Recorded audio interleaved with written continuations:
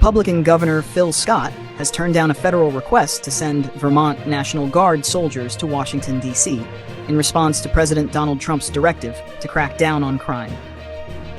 The federal government, at Trump's request, has taken control of the capital's police force and sent about 800 National Guard members, along with roughly 500 federal law enforcement agents, to patrol the streets. Vermont's contribution could have included a few dozen soldiers, according to Scott's chief of staff, Jason Gibbs, but the governor declined a preliminary request from the Pentagon last week.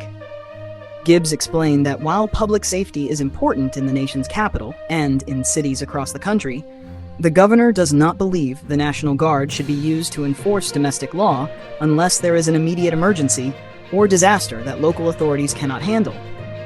He added that the governor's response might have been different if Washington officials had requested help for a genuine emergency.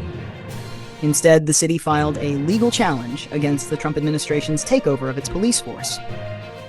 Gibbs noted that because the situation has become so politicized, the governor and most Vermonters view it as an inappropriate use of the Guard. This isn't the first time Governor Scott has rejected such a request.